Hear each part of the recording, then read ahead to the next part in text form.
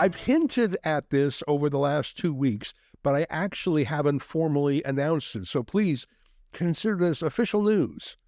3 more Liberal cabinet ministers have just been ordered by the federal court to unblock Rebel News journalists on Twitter. And they've also been ordered to pay a portion of our legal costs. Here, take a look at the court order for yourself. As you can see at the top, it's an order from the Federal Court of Canada. These cabinet ministers are lawbreakers, and the federal court has ordered them to stop breaking the law. And as you can see, the lawsuit was filed by Rebel News and by 3 of our journalists, myself, our chief reporter, Sheila Gunn-Reid, and our head of social media, Yankee Pollock. That's because the Liberal government specifically targeted the 3 of us. And look at who we sued. The government of Canada itself, the 3 cabinet ministers who thought they could use public resources to bully and silence their political enemies. What a bunch of idiots, seriously. Look, I'm willing to acknowledge when a Liberal cabinet minister is actually smart.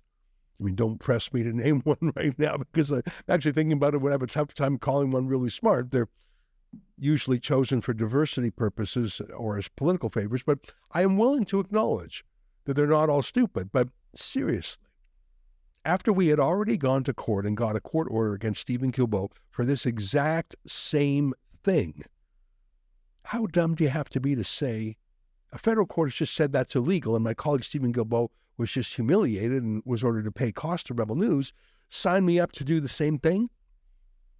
The 3 lawbreakers are all cabinet ministers. Yara Sachs, who is the Minister of Mental Health and Addictions. So she's one of the politicians in charge of extending government-assisted suicide to people who are merely depressed. Seriously, that's her big contribution to Canadian life. Not to make life better or healthier, but to make more death. If you're depressed, Sachs has a prescription for you. Kill yourself, and she'll help.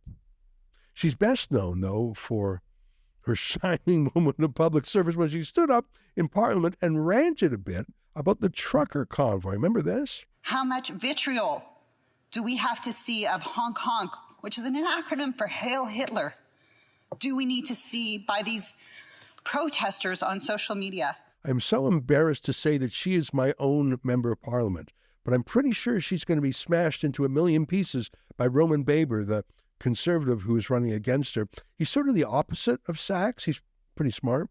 Here's a flashback of him when he stood on principle against Doug Ford's pandemic lockdowns when he was a member of the provincial parliament. Speaker, like the saying goes, fool me once, shame on you.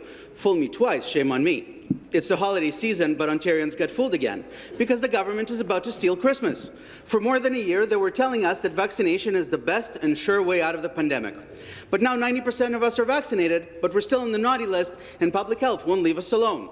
3 health units are already back in restrictions. Windsor, Essex, and Sudbury are back in restrictions. Kingston FLA, with over 92% first dose, one of the highest rates in the world, brought restrictions back. Of course, the government pretends that it has nothing to do with it. It's the local health units, sure. Speaker, 90% of us are vaccinated. If we trust the science and the vaccine is safe and effective, then why the masks? Why the testing, the tracing, the isolation, the apps on our phones? Of course, yesterday Pfizer said that we need a 4th shot against the Omicron variant. Don't act surprised. Speaker, almost all of us are vaccinated. Those that are unvaccinated, nothing can be done. It's their choice, and almost all of them, given their age and profile, are highly unlikely to experience a bad outcome. The best thing the government can do for Christmas is to leave us alone. Remember the Britney Spears video? It's back in the news. The Leave Britney Alone? Leave Ontarians alone. Leave us alone. It's the best thing you can do for our health. So you've got that rocket surgeon, Yara Sachs, and you've got Marcy Ian, who for years read the teleprompter at CTV News, so that's actually good training to be a Trudeau cabinet minister. Just read the lines that someone else wrote for you. She's the Minister for Women and Gender Equality and Youth. You know, my favorite thing about Marcy Ian is that she gave her children reindeer names. She called her children Blaze and Dash. I'm not kidding. Now, I have an unusual name, too, so good luck to them. I actually enjoyed having an unusual name, and I'm sure once the teasing stops, Blaze and Dash will be really cool names to have. But Marcy Ian says she talks to other people's minor children, too. She talks to other people's children about their sexual thoughts The names thing is sort of cute, but I think talking to other people's kids about sex is actually really creepy. Here she is just the other day reacting to Danielle Smith's proposals about transgenderism. Listen to what she says. Both Randy and I spent last night and into this morning consoling kids, talking to advocates, and then saying, we will make sure and go back to our cabinet colleagues that everything is on the table, anything that we can do, but the consultation with community, and this will be happening across the country.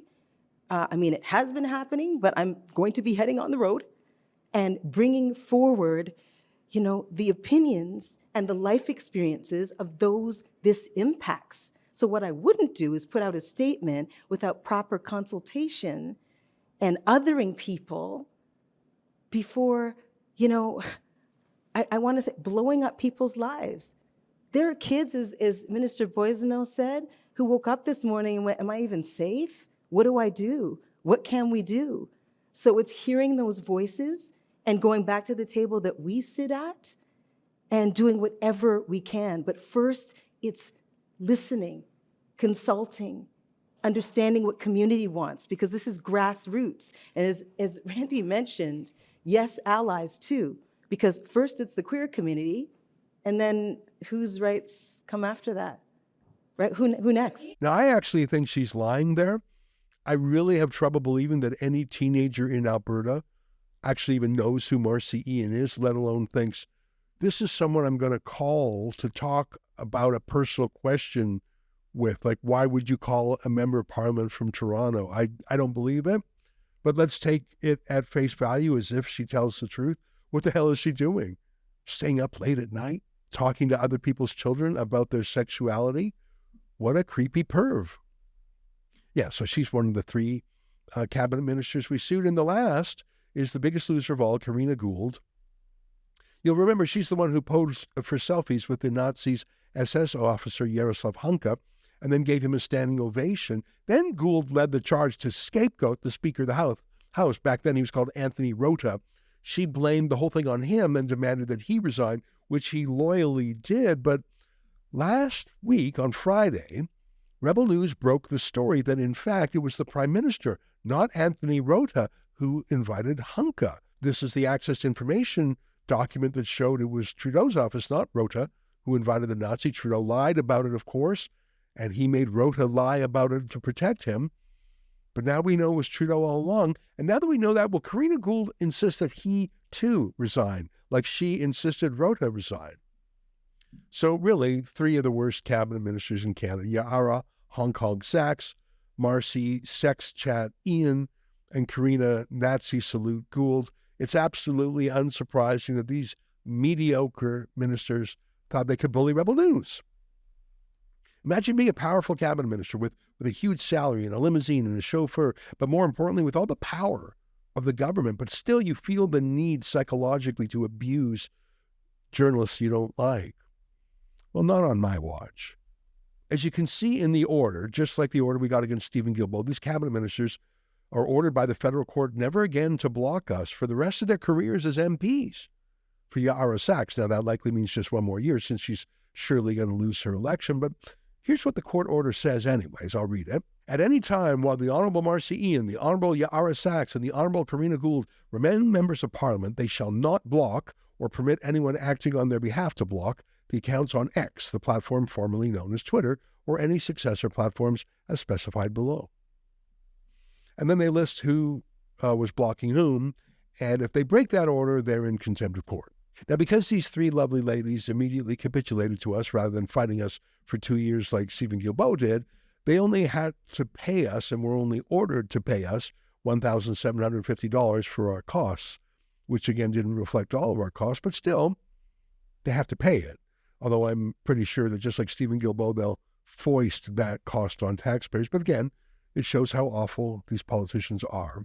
Slowly but surely, we are going to break the Trudeau government of their nasty censorship habit if we have to sue every bloody one of them.